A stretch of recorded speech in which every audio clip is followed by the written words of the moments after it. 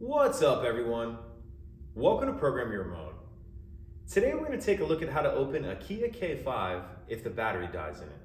I'm going to be demonstrating on a 2022 Kia K5 in this video, but it will be the same on a few different years. So in this scenario, the vehicle's locked and the battery's dead in it. And because the battery's dead in it, our key fob won't work to unlock it.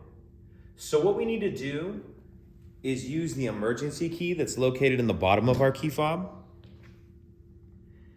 In order to remove that, what we're gonna do is press this button right here. And as we press that button, it's gonna allow the emergency key to slide out like that.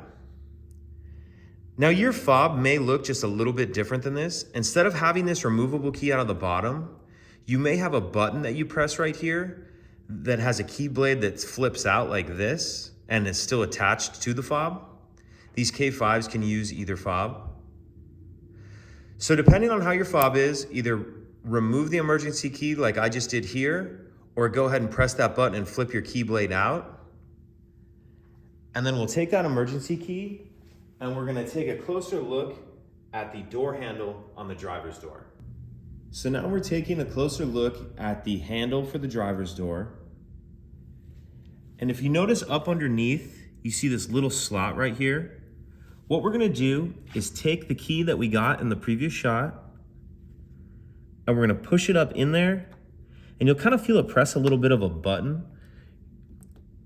You press it up in there, and as you're doing that, pull out on this door handle a little bit with this hand, and then just kind of wiggle that cap a little bit, and it'll come off of there like that.